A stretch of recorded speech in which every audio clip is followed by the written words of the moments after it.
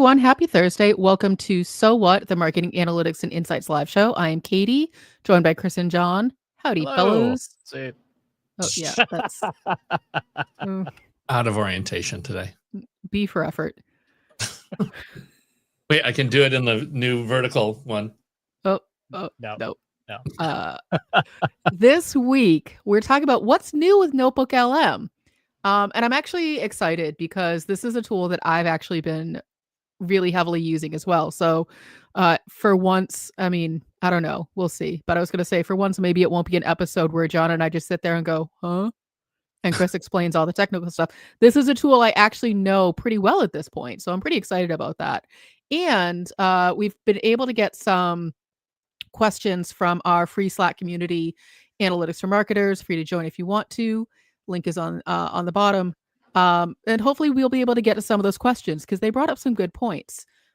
So Chris, where the heck would you like to start? So let's start with a really straightforward. What is this thing? I know we've covered it in the past, so we won't belabor the point. But what is NotebookLM? NotebookLM is a Google product.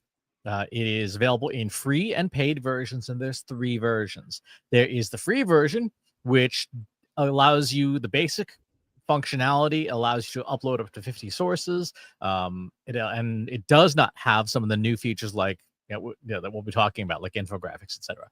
There's the paid version, which is called Pro. This is available to people who pay for Google AI, the AI Pro subscriptions, bundled into that $20 a month subscription for individuals. It is also bundled into Google Workspace AI for companies. So we have, for example, with Trust Insights. Trust Insights is a Google Workspace shop. So everyone who works for us who has a Google account gets NotebookLM, the paid version, the $20 a month version. And there's a third version called NotebookLM Enterprise. This is built for people who are on Google Workspace Enterprise subscriptions. And what it does is it's essentially the exact same software, except that the governance is entirely within your Google Cloud environment. So if you have to meet certain compliance things like HIPAA and SOC 2 and all that stuff, if your Google Workspace environment, the Enterprise version, is compliant, then so is your NotebookLM. So those are the 3 versions. The paid versions all have the same functionality. So there's no difference, from one to the other. It's more compliance and paperwork on the enterprise version. What this tool is it's a restrictive restrictive technology that sits on top of Google's Gemini model, and it uses Google Gemini 3 now. Gemini 3 is powering everything that you see in it. So with that, let's talk about when you would even use this thing. So Katie, let me ask you this. When do you use this tool? I've been using it a bunch, and this was actually a question that came up in our Slack community, or what are some of the use cases? And the way that I've been using it is to analyze and understand large blocks of qualitative data. So customer feedback, voice of customer, survey results, things that aren't necessarily easy to, put together a bar chart in a spreadsheet. For example, we ran a survey, a feedback survey for a client recently about AI usage and what people were doing. And there were a lot of open-ended questions. And so to take all of that unstructured text, give it to NotebookLM and pull out, here's what people are saying, here's the highlights, here's what you need to know based on counts. It actually did a bit of the analysis, was really helpful. And so obviously as the human, I went back, double check, make sure it was correct. Another use case that I'm using is essentially what you would probably call voice of customer, even though it's internal to an organization, the Humane Society that I volunteer for. They're trying to understand what's working and what's not working with certain processes and logistics.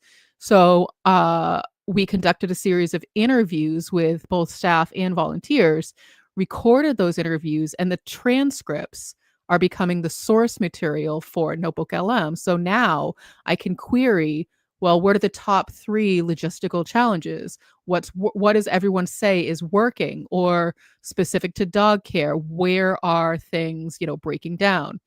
And what was interesting, and I won't go into the specifics, but what the team thought were the issues were not the issues.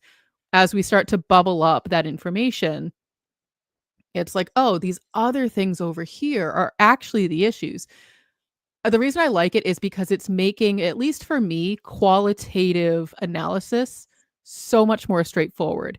And I like that this is restricted to just the sources versus giving it to something like a Gemini or a ChatGPT, because I feel like there's too much extra noise that can go into those systems. Whereas with Notebook, it's like, nope, this is the source. And then, I know you'll go through what it all looks like, but you can pick out specific tidbits of information and just do something with that. Exactly right. So it is a system that locks into the data that you're using. So the first and most important thing is it has fewer hallucinations, not none, but it has fewer hallucinations because it can draw from the data that you give it. So if you are working on anything that is even marginally risky, for example, finance, law, health, you should probably be getting your own data and putting it into NotebookLM rather than leaving it up to a regular large language model, which, because it's programmed to be helpful, will be like, you know what, I'm going to give you an answer. I don't know if it's right or not, but I'm going to be helpful and I'm going to give you the answer to this question, which is always delightful. And the second thing is that because you are providing the data, you can, if you don't have data, it now has the ability to do that. But so let's look at a couple of use cases just as a starting point that are really useful. One of them, and it's this time of year, right? Agencies are at a point where like, oh yeah, we got to figure out, what we did for our clients. People who are doing performance reviews, they go, look, I got to figure out what I did this year. If you have things like, for example, your weekly stand-up meetings or your conference calls, you can put all of those transcripts from your Google Meet, your Zoom, your Firefly, Otter, the gazillion and a half companies that all provide these things, and ask like, what did we do this year? What are the things that we that happened?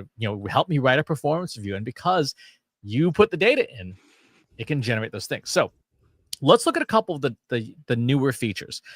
First, you can specifically get data either from the web or from Google Drive. So if you wanted to go from the web, one of the things you can do is you can paste in up to 100 links in here, and it will go and fetch those pages for you, which is super handy. If you had a list of links that you wanted to grab, it can do that now. It used to be one at a time. So I'm trying to think of a use case of when you would do that. And I guess I'm thinking back to when we worked at the PR agency and we were maybe doing like competitive research, for example.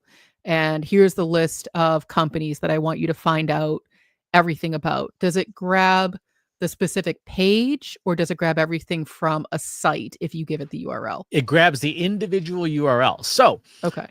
To that question, you might have an SEO tool like SEMrush or Ahrefs or something like that would give you the top pages on your site or a competitor site as a list of URLs. Copy, paste, and now you've got all that content in here. Super useful if you wanted to do like, what is our competitor's core messaging, or what are the top pages on a competitor's website? What do they say? And you could bring all of that in and then ask the machine for that.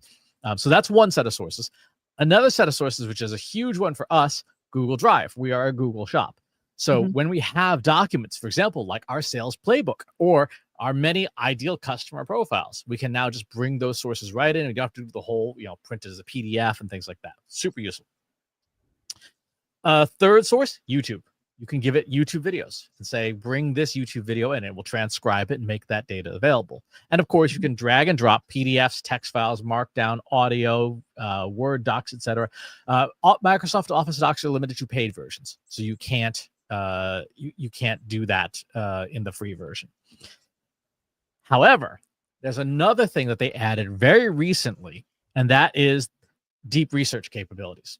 So if you have a great deep research prompt, like the Trust Insights Casino framework, you can put that in and you can have it do the deep research, and it will put in not only the summary deep research report, but it will also grab all of the sources that it used for that report. So you can get all the PDFs. So if you're saying like, hey, I want to research, cholesterol for middle-aged Korean men from peer-reviewed papers that have DOI numbers, and you wrote it into a casino framework, you put that in and it would grab all the papers that it used and put them in. And then if you wanted to, you could even delete the summary and just work with the papers directly.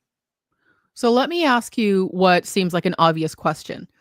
Why would you do this with Notebook when you can theoretically do this with like Gemini, for example? You can do deep research and then ask it to summarize all the deep research papers, and you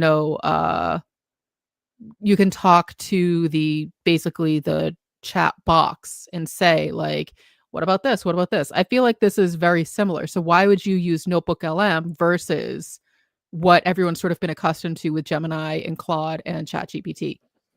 They don't get you the sources. They'll get you the URLs to the sources, but they won't get you the sources. So if your prompt contains something like, find me the top 50 papers published on archive.org this year about marketing attribution that have been peer reviewed, and you commission the deep research in here, it will download the PDFs of all those papers for you so that you don't have to go and do that. Got it. I feel like that's a huge distinction. Yeah. Because then, to your point, they become the sources that you pull from, not just information in a report that has links in it. Exactly. Because if you read the reports, sometimes, depending on the sources it's pulled, there's hallucinations in it because it's received conflicting information. And one of the conditions that creates hallucinations is conflicting information. So that's one of the things that you have to be very aware of. And by having the sources in here, you can vet them, you can remove them, the ones that you don't like, etc., and yank that stuff out.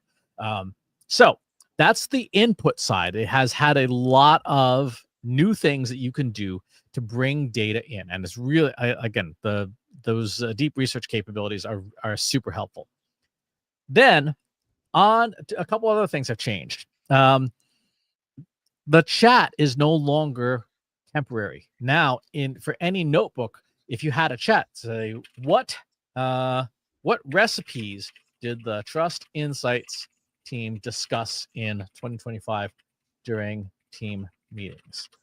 Fix the little typo there. If I were to close this window and reopen it, in the old days, it'd be a fresh chat. Now the chat persists so that you can go back and look and say, oh, this is what the previous discussion was. You got sourdough, holiday seasonal recipes, Kelsey saying we should be making someone's mac and cheese, and so on and so forth. So we obviously know this is accurate. This is representative of our team meetings and things. But this now sticks around. So question about history, or maybe this is what you're going to cover. Let's say, so like we tend to use shared accounts. So this is our shared account. Will I see your chat history in the notebook if I use the same notebook? If you're using the same notebook and the same shared account, yes, you will. Okay. No, and that's helpful, especially because one of the use cases that you gave was performance reviews or, whatever, something that might be something you don't necessarily want to share with everybody. And actually, there was a question that came up similar to this of, I would like to know if I could share a notebook with my students, but keep some of the notes to myself, like quiz questions. And so, I think that that's a really great question and probably a very common use case that people are going to try to use this for. Yeah. So the answer is you can't. What's in the studio, if it's in the studio, is acceptable to everyone who has access to the notebook, if you give them access to the assets. So skipping ahead slightly, if you go into the share box here, if viewers have access to the chat only, they see none of the assets in the studio. So you could build it so they could have access to just the chat, and anything on the right-hand side, any infographics, any videos, any quizzes, they would not see. They only see a chat box. If they see full notebook, then they see everything, all the assets that have been created. So it's kind of either or. And then a follow-up question is the chat just scrolls up, correct? That's correct. That's correct. Second thing is they now have controls to configure the chat. This is really poorly labeled. There's default, there's learning guide, and there's custom. Custom gives you 10,000 characters for system instructions. So again, if you've done things like the Trust Insights race framework and you have the role that you want someone to play, this is where that goes. And you can put in, you are a James Beard or Michelin starred chef who is skilled at pastries and pies. And then once you put that in here as a role or give it specific instructions, and with 10,000 characters, you can put in things like always respond in Markdown, always write an active voice. One of the things people forget is that this is still Gemini. Under the hood, this is still Gemini. So all the things you would do in a Gem or in a Gemini chat to condition output, you can put in as system instructors inside NotebookLM. So if I wanted to even take like aspects of virtual Katie, right? I could put virtual Katie in here in this notebook, and this is on a per notebook basis. And have virtual Katie be in here. And then it can control the response length as well. I typically will default it to longer just because I'm usually using this for data extraction. And so I want a longer result. So that's important. That little setting box is for system instructions. Okay. So before we move on from system instructions, so it sounds like you're saying similar to building like a custom gem, you could sort of do the same thing, but it's not going to open up and say, hey, I'm virtual Katie. How can I help today? Like, it's not exactly that kind of a system. That's right. It's not a full gem. However, there has been some leaked screenshots from inside Google that is showing that NotebookLM will be available, may be available. I'll put a big asterisk, may be available inside regular Gemini chats.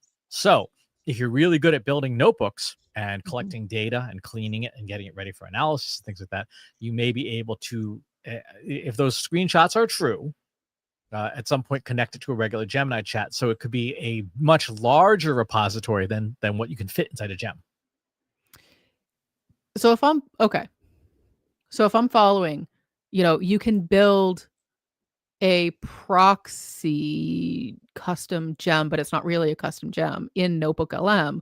But Notebook, you need sources for it to work from. Whereas in Gemini, if you build a custom gem, it's just going to talk to you whether or not the information is correct. Is that sort of a easy distinction? Exactly. Some other basics in the settings. One thing you can do is you can control the output language. The output language is available in all the languages that Google supports, which is about 86 of them. So for people who are in the education space, super handy. If you want to prepare that notebook for students, you could say, hey, if say Polish is your native language, you can put Polska as your language, and then it will change the interface, and it obviously will be available for people in that language. Now, go ahead. The last part is Studio. Studio used to have 4 things, then 6 things, now 8 things. And this is what you're seeing in Studio is a result of the NotebookLM not necessarily being 100% sure what it wants to be when it grows up.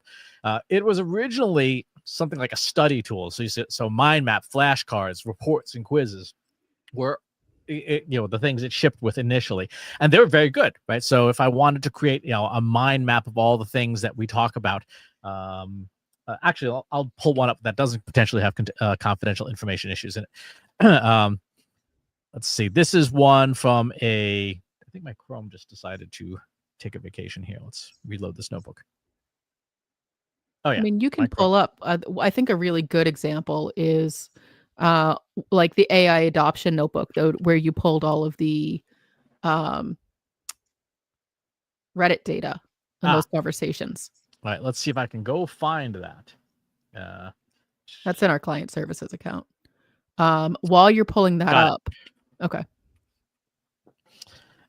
So you get things like mind maps. Mind maps are one of the most useful ways to traverse a repository, particularly if you put a lot of data in, because you can see what are the big topics within. And for each of these topics, once you get to the end node, if you tap on that node, it will then put a query in the chat saying, what is this node about? And it'll provide a nice machine generated summary for you. I've been a Um, big fan of the mind maps so far because I feel like it's a great way to organize the data by topic and subtopic. So, this is problems with AI adoption, digital transformation. The conversation's all pulled from Reddit, but that's a big topic. So it starts to break it down by layers and you can explore each of those layers. So if I'm using this to create content, for example, I only have to go into one of the layers without having to do all of the querying of the system to try to figure out what those layers of topics are. It's already told me, here's, the path that you follow to get to what it is you should be talking about. Exactly. Um, so those are the basic study ones. Any icon where you have a pencil next to it means you can prompt it, and those prompts can be about 2,000 characters long. So if you're going to make flashcards, for example, you could choose how many cards and how difficult you want them to be, but then add conditioning instructions for the generation. Now, the two that we covered in the past that were a lot of fun, audio overview and video overview, those are essentially things that create miniature podcasts with synthetic hosts and miniature videos. The videos have gotten substantially better since the last show because they now use Google's Nano Banana Pro, the silliest named system you can possibly imagine. So let's take a look at, actually, no, I don't have a video set up in this one for that particular use case. The two newest ones are infographic and slide deck. And this, again, uses Nano Banana Pro. These are not available in the free version. You will see them grayed out because they are fairly intensive. And what they can do is, again, creating any kind of infographic, landscape, portrait, square, in any language with any level of detail. So here's a fun one. If you want to just take your LinkedIn profile, put it in as a source document, and then create a infographic of your career. And so this is Katie and her career progression and what has happened over the years. And look at this. Drove significant business as director, grew the team by 50%, increased revenues 54% year over year. Katie's a rock star. All in an infographic. All in an infographic. But, it's sort of a silly example, but if you think about, the differentiation in the job market, like how do you stand out? How do you show someone, you have like a millisecond to make a first impression? This is a great way to do it, but it's also a really good way to see if the information in your resume or LinkedIn profile is actually meaningful. So if you just have, hey, I'm John Wall and I've hosted Marketing Over Coffee for 8,000 years and that's it.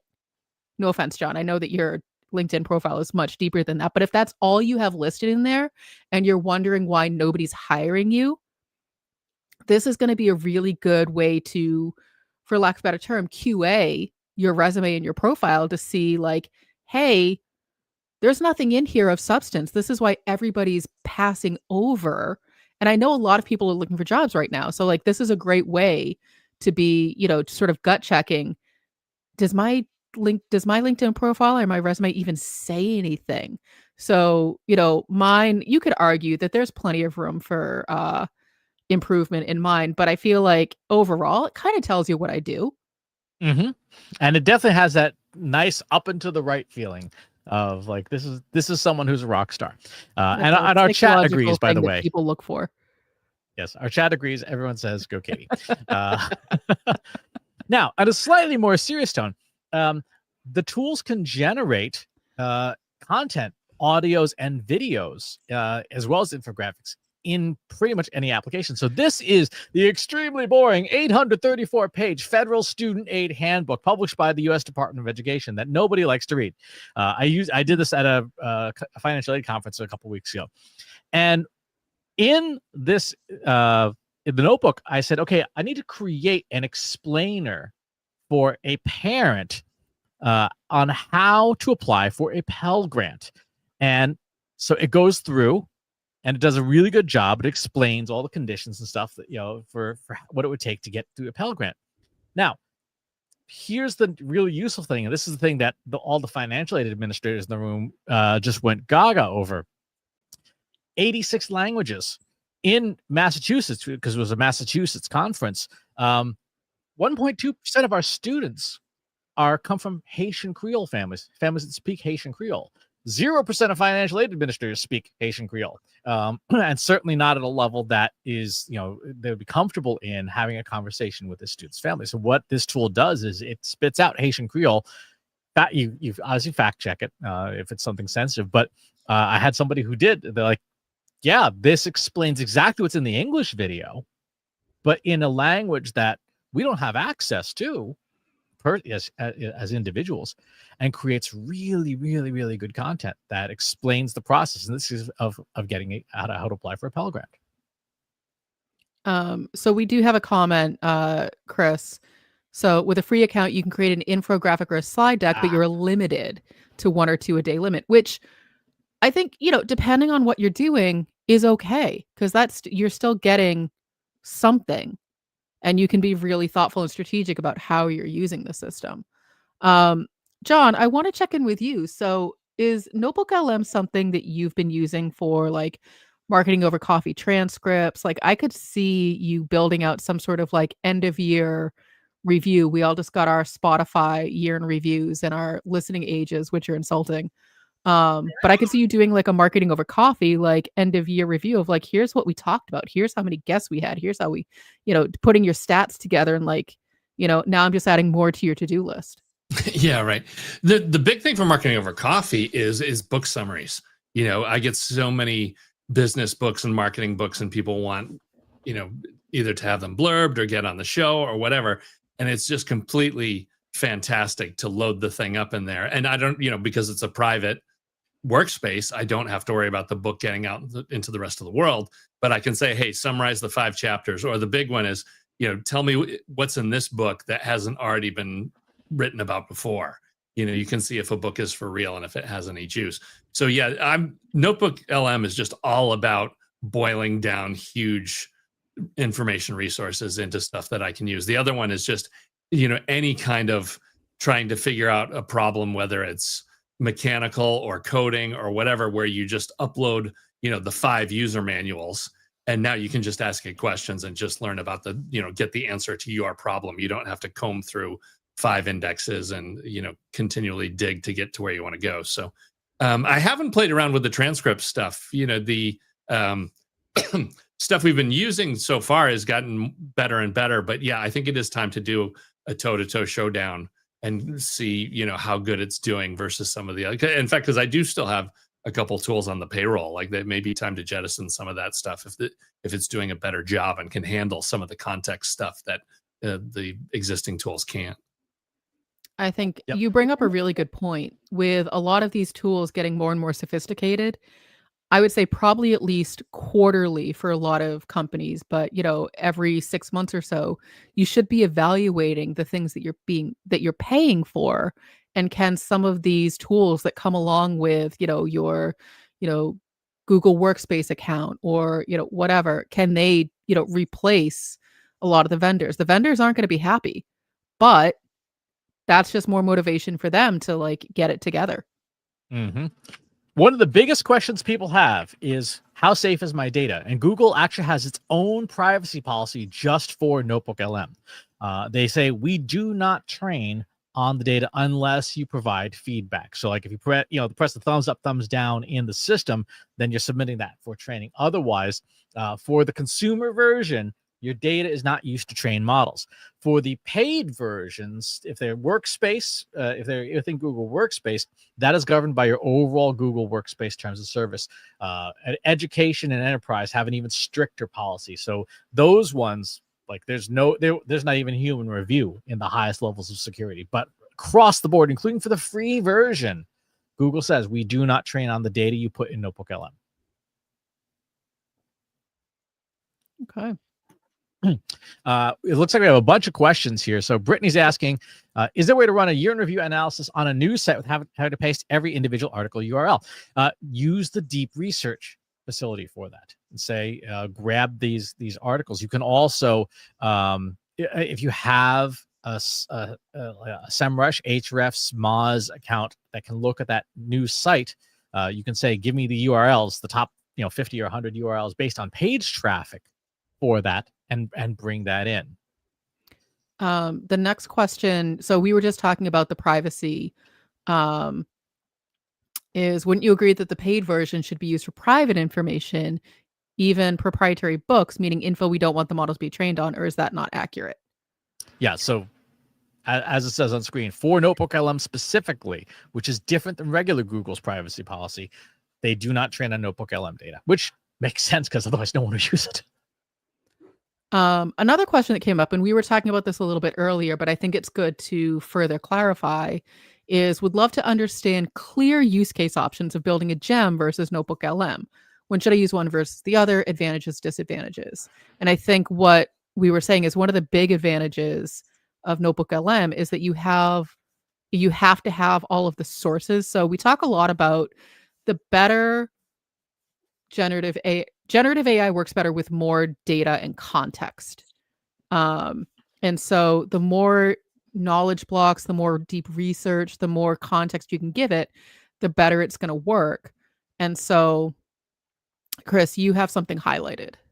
Yeah, no, exactly what you're saying is NotebookLM is designed to answer questions based on the information you provided.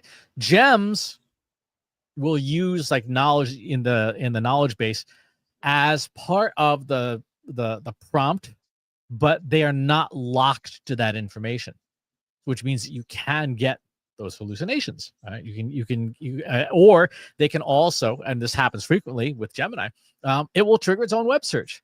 Well, for certain topics like finance, law, and health, I don't want it going to search the web. I don't want it pulling information from Aunt Esther's healing crystal blog, right? I don't want that. I want guaranteed good information.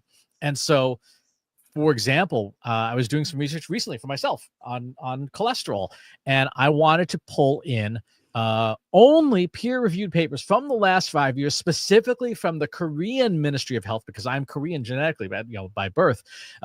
And so I wanted to say, what did that country's health authorities have to say about this, about having high cholesterol? And so I grabbed just that data, and I wanted Google to answer questions only from that data. When you use regular Gemini, even in a gem, it was still getting cross-contaminated with U.S. American standard health standards, which are not the same. One of the use cases that we shared with a client of ours, so they were looking at different contracts. So what's different? And so I think a really good use case is basically if you want to sort of like call it spot the difference. So you can give it your 2024 contract and your 2025 contract into NotebookLM and say, tell me what's different about these two contracts. That's again a really good use case because Notebook is only going to use the sources. It's not going to hallucinate and say, well, I found this thing way over here. Great example of hallucination. I was working on our workshop landing page the other day, and it started giving me formulas for long division. And I was just very confused. I'm like, why are we talking about this finding the square root of 8 when I'm asking you to put my workshop page into 2 columns in HTML? Like it was off the rails, and you're going to get less of that, not completely zero, but less of that in a NotebookLM. Yep. Another use case very similar to that. I was asked recently by you, Katie, actually, hey, Chris, you've got a lot of content out there under your own channel. We'd love to have, it would make sense to take stuff that our ideal customers would find useful and put it, on Trust Insights channels. So I pulled my entire YouTube history for 2 years. There's a free pain in the butt utility called YTDLP. That is a command line tool. If you go Google for it, it's called YTDLP. It is on GitHub, so you've got to be super comfortable with the terminal because that's what it is. But it can download all the closed captions for any YouTube video. And so I put that in, and then put all 700 episodes in because it contains my newsletter and my daily videos. And I put in our sales playbook, which we covered on a previous episode of the live stream. Our sales playbook has 5 different ICPs.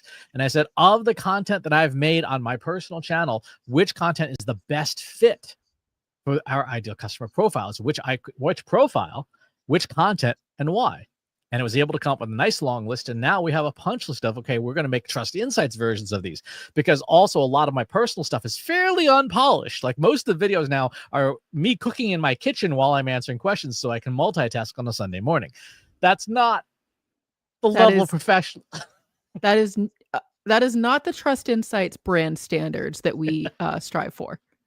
No, it's me flinging stuff around the kitchen, but it does answer the questions. However, we're going to actually cover this on a future episode of the live stream when we talk about Google Workspace Studio and how to automate that process. But that's for another time. But this is a use case of NotebookLM where it can take what is very close to, I think I counted as 3 million words. 3 million words, which exceeds the context window of any AI model, and is able to process it very well.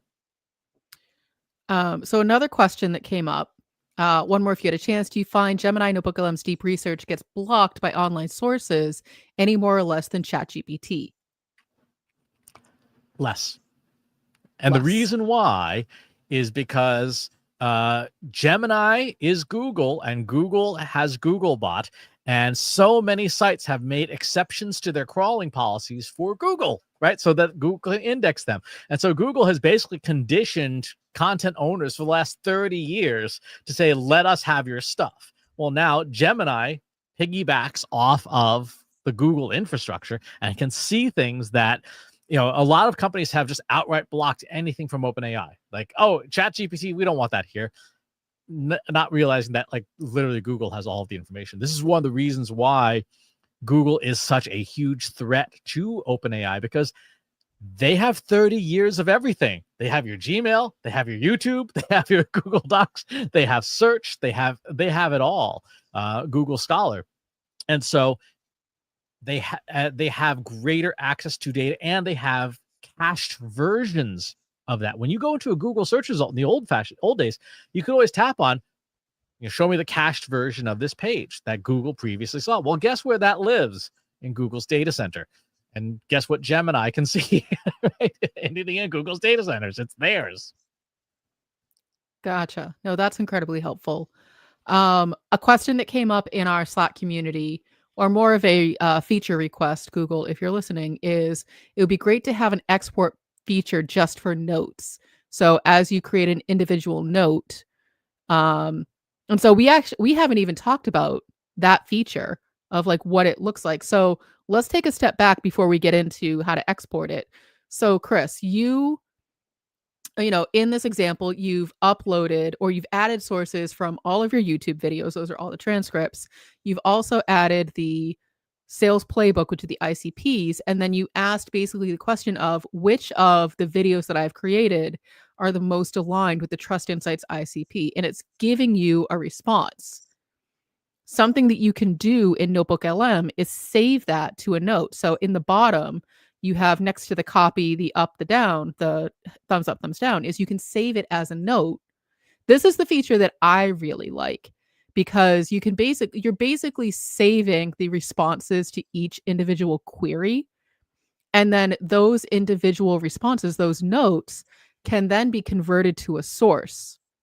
And so you can use just that information. So it becomes very, you know, nested within itself. You can convert that to a source and then create a report just on that source, or an infographic just on that source, bypassing the, you know, 3 million words that, you know, Chris has already added.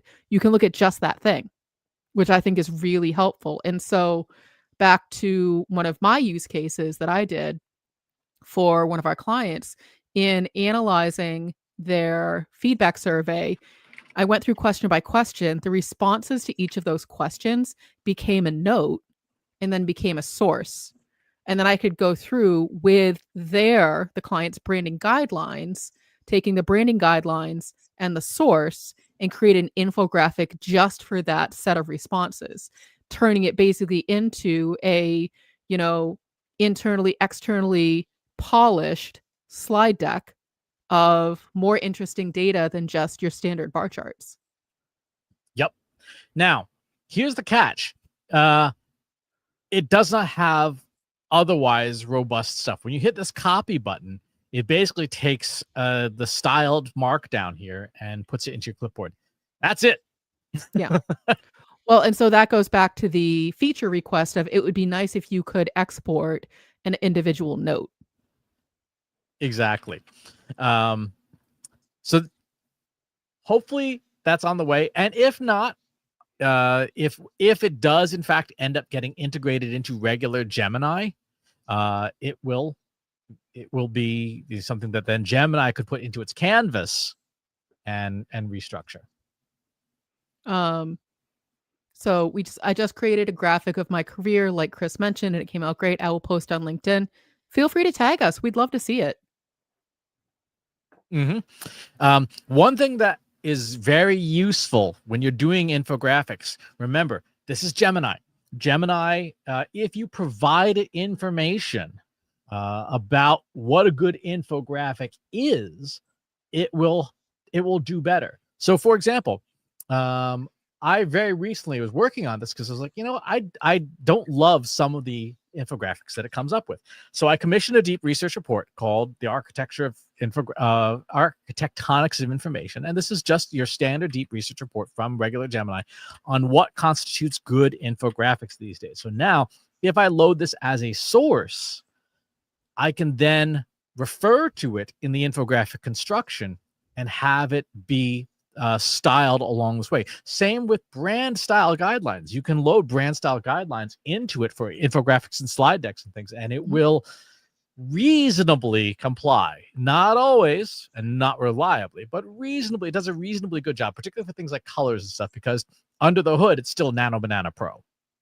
Right. And so, as I mentioned, that when I did the feedback survey for the client, we used their brand guidelines for each of the infographics, and it came out, fairly decent, enough that the client knew that it was their branding and they were happy with the results. Sort of a, side note, as you said, so I commissioned a deep research report. I feel like you're very much the Hermione of the group, where she was like, well, I was curious and I went to the library, and everybody knows that that's going to be her first stop. And so for you, your first stop is a deep research report, which I don't mean as, an insult. I think it's a great best practice because we don't know everything about everything. And if you're not happy with the results you're getting, there's ways to fix it. And, so this actually came up in our Slack community. And again, if you want to join the conversation over in our free Slack community, you can do so at trustinsights.ai/analytics for marketers. We've been discussing this NotebookLM, the new features today, and somebody said, I don't love some of the infographics. How do I fix that? And so one is you edit, you prompt it. And then two, you can give it those guidelines for what a good infographic should be. In fact, we're going to go ahead and put in that PDF because it was just a deep research report. We'll put that PDF in Analytics for Marketers. So if you'd like a copy of it, you can get it in the Slack group. We'll have it in just after the show ends. The thing about NotebookLM, just kind of to put a bow on stuff, is it really is a combination of a library that you build combined with a data processor to put stuff to crank out stuff. There are some things it can't do. It cannot do any form of math, right? It's still a language model, and it does not have access to Gemini's coding facilities. So regular Gemini now writes code in the background. It doesn't tell you what it is, but it is doing that. So even in regular Gemini, about half of the time it can write and execute code. It's unreliable. Google Colab, which we've covered on previous episodes, writes code 100% of the time, and that code typically executes properly, so it does math well. You cannot do math in NotebookLM. So if you are using stuff that you want to have for like mathematical conclusions, you need to provide the finished data in. So in the example of Katie's career infographic, those numbers were not computed. Those were numbers straight off of her LinkedIn profile. So it cannot do math. So don't try to have it do math. It ends very badly. And otherwise, it is Gemini with restrictions, with good restrictions.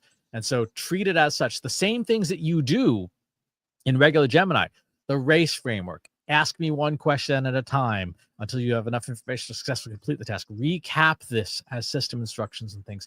It understands how to do, particularly for the output products. When you say infographic, don't go, make me infographic right here. That's going to make garbage. It can handle thousands of characters. So take the time to think through what a good prompt would be for this. Or even better, in regular Gemini, build a gem with some deep research that says, help me write prompts to generate great infographics. And then you can just go to your gem and say, here's what I want to do, and have it improve those things, because it is still just Gemini. John, what are you going to do first? What am I going to do first? We didn't even get into, there's a bunch of these agents in the Workspace Studio too, which is a little off track, but that's what's got me interested right now, because there's a bunch of just automation for your inbox and a bunch of other things over there. So that's number one on the list. Well, I think you should stay tuned / attend our upcoming live stream where we cover that probably in a couple of weeks. Sounds like a plan. One final question Nancy was asking, was NotebookLM able to access Katie's LinkedIn URL?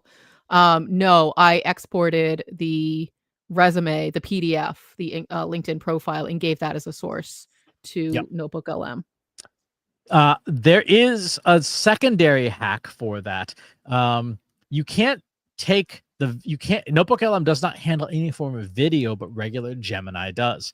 So one of my favorite hacks is to open up my phone, turn on screen recording, go to LinkedIn, browse what I want to browse. Maybe I'm searching on a hashtag. Maybe I'm just looking at what Katie's posts are and things like that. And then browse, then turn off screen recording, put the video into regular Gemini and have it create a transcript of everything it sees. And that will give you the data you need that you can then put into NotebookLM. And we have covered that in previous episodes. So we keep showing this URL, trustinsights.ai/YouTube, specifically the So What playlist. That's all of our past live streams. That's where you'll find a lot of this information, because we try to be really thorough and cover as much of this as humanly possible. If there's something that you still have questions about and that we haven't covered, you can join our free Slack community, Analytics for Marketers, at trustinsights.ai/analytics for marketers. Free to join. We're there every day, except for weekends, but even sometimes Chris is there as well. All right, folks, that's going to do it for this week's So What. Thanks for tuning in, and we will catch you all on the next one. Thanks for watching today. Be sure to subscribe to our show wherever you're watching it. For more resources and to learn more, check out the Trust Insights podcast at trustinsights.ai/TI podcast, and our weekly email newsletter at trustinsights.ai/newsletter. Got questions about what you saw in today's episode? Join our free Analytics for Marketers Slack group at trustinsights.ai/analytics for marketers. See you next time.